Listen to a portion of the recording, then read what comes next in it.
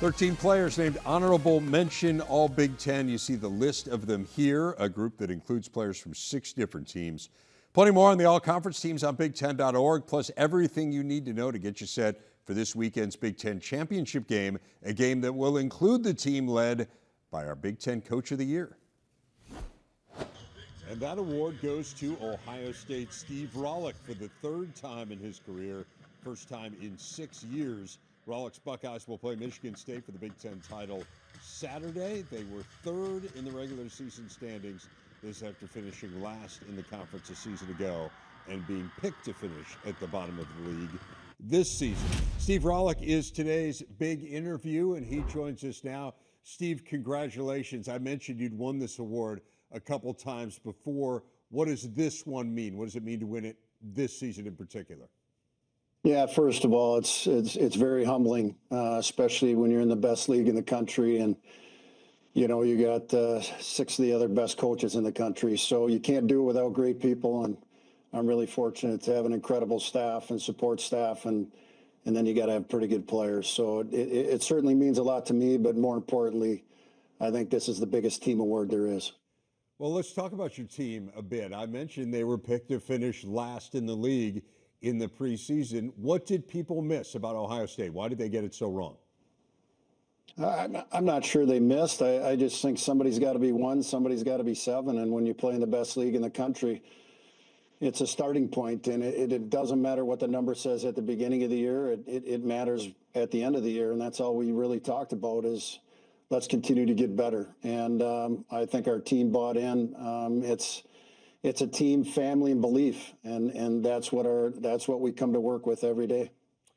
Well, people who know you really well talk about your passion, and that's the biggest thing that shines through.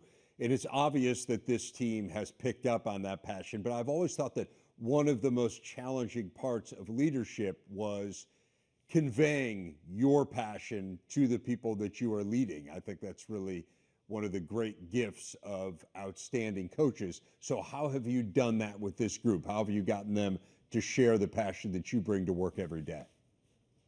Well, I think first of all, you got to be real. And, I think I'm as real as it gets, and have my emotions on my sleeve a lot. And these guys know that I'll do anything for them, off the rink as well as on the rink. And I think all of my staff can say the same thing. And when you have a staff that comes in and wants to give everything they got for these guys to become better hockey players and better people, these guys believe and they want to give back. And I think that's kind of why you've seen some of the success that we've had.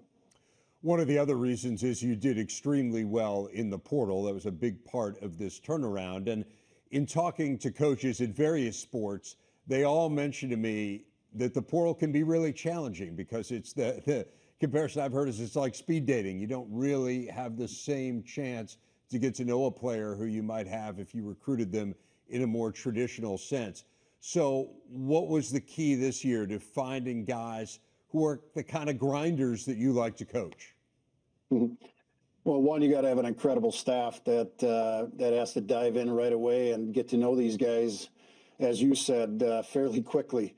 And we've been fortunate over the years. A lot of these guys, and including this year, have come in, and guys have been leaders, guys have fit in. And I think the most important thing, really, to be honest, is the culture that you have in your own program, the willingness of the players that have been here for a while to accept these guys with open arms and buy into what we're trying to do. And again, these 3 guys have come in, and it's like they've been here for 4 years. And I think that's really the difference. It's the leadership that's already been here. It's the willingness to open arms to let these guys into this program and the buy-in, and that's what we've had. Well, it is all combined to get you guys into the Big Ten championship game. You got there in really dramatic fashion. Take me back to Saturday night. You guys are playing Penn State. You're down a goal heading into the 3rd period. You score 3 of the last 4 goals to win it in overtime. And this is no coincidence, Coach. I mean, you guys now have outscored your opponents by 20 goals this year in the 3rd period in overtime, which is kind of a mind-boggling number. What does it say about your team that you finish games in that way? One, it's a belief. 2, it's goes back to the summer. That's where everything started. Taylor has done an incredible job off the ice with our guys. And it correlates, right? And Saturday night was an incredible game.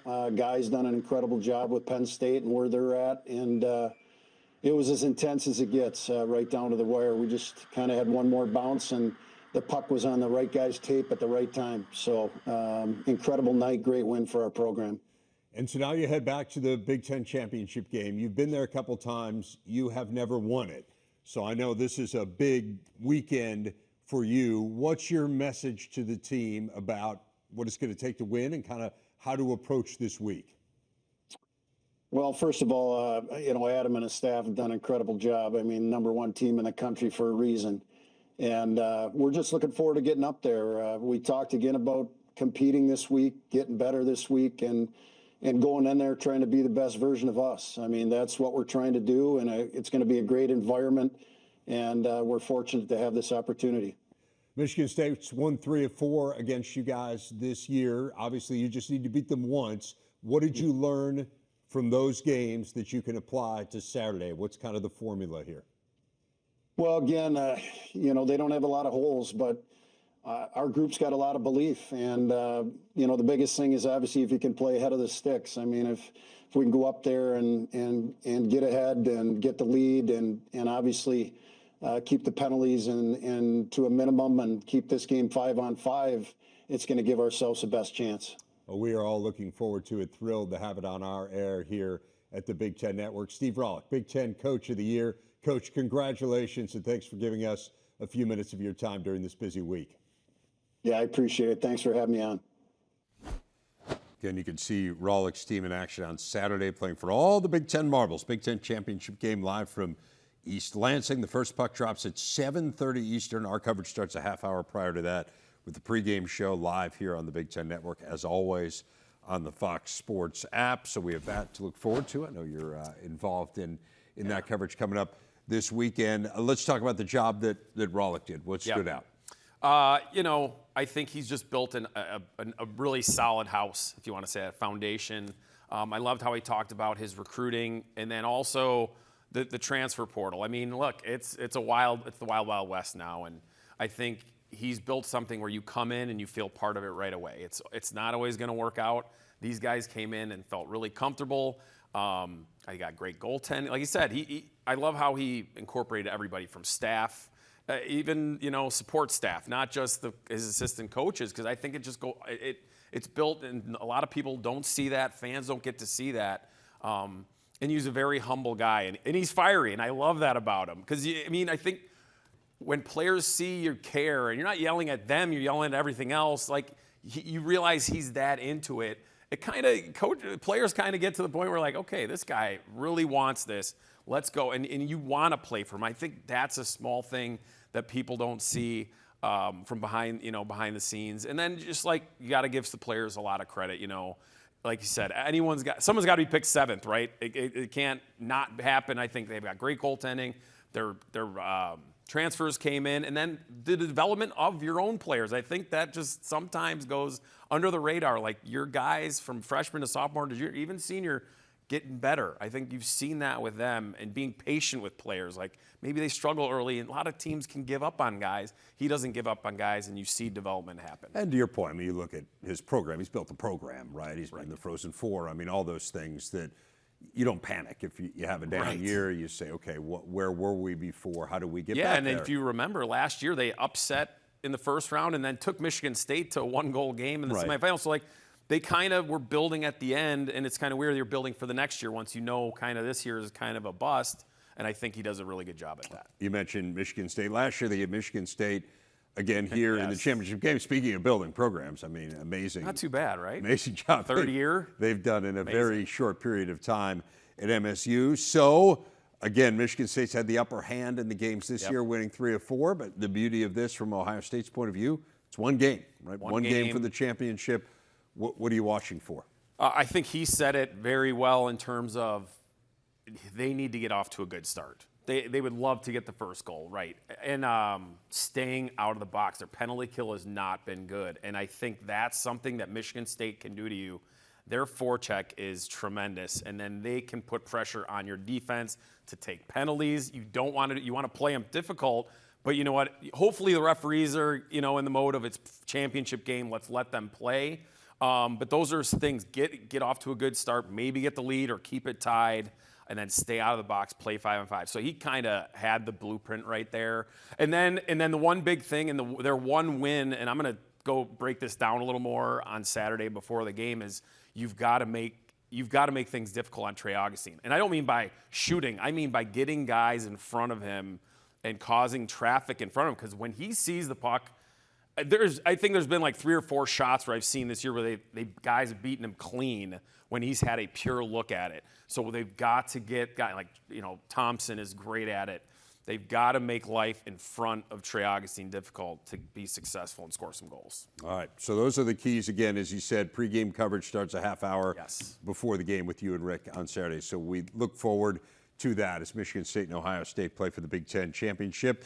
While we're on the topic of coaching, by the way, Notre Dame making it official yesterday. Brock Shahan is now the Fighting Irish's head coach, succeeding Jeff Jackson, who stepped down after a successful run in South Bend, the winningest coach in program history, 9th all-time in Division I. Shahan played for Jackson at Notre Dame, led them to their first ever national championship game berth as a defenseman in 2008. He's been their associate head coach for the last 2 seasons. So this has been the plan all along. He's the head coach in waiting. There's no surprise here to people who have followed it. But what is Notre Dame getting here? Young, energetic, recruiting. He's already, for people that don't know, college hockey's kind of opened the doors now to the major junior, the Canadian leagues, to be able to play. He's recruited. He has 3 or 4 OHL players coming in already. I mean, he's a winner. He went and played in the USHL, Chicago Steel, which is like the premier junior league leading up to college, won a Anderson Cup, which is a regular season, won a Clark Cup for a playoffs, and then he went and coached the Chicago Wolves in the AHL for a year. And quite frankly, probably if this didn't come about, he probably would still be there. So he was kind of on a quick rise up the pro rank there, but I don't think he could pass up being at your alma mater. I mean, what a bonus. He played for Coach Jackson. Now he got to kind of sit behind him for a couple years. You're recruiting while you're coaching there, as you know you're going to be the head coach. So I think it sets up really nice for him.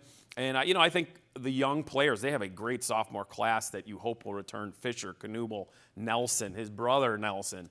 So they have some really nice players there. And I think I look forward to seeing what new body happens, because look what Adam Nightingale did 3 years ago at Michigan State when things got a little rough. Things got a little, 20 years is a long time for Coach Jackson, and 601 wins. It's great. So we'll see fresh minds, fresh bodies, and thoughts will do for University of Notre Dame. And kind of not unlike what you were talking about with Ohio State last year, Notre Dame made a nice little run here in the postseason. I mean, they gave Michigan State all they could handle last week. So maybe you have a little bit of momentum. Especially for those guys, those core guys that are coming back. All right, well, we will see, but congratulations to Brock Shahan there. We're just days away from learning the NCAA tournament field. Up next, we'll tell you where the Big Ten stands, plus get a little prognostication from Cappy. As we take it a break, here are the Big Ten Sportsmanship Award winners, future Lady Bing candidates, one and all. Congratulations to all the award winners.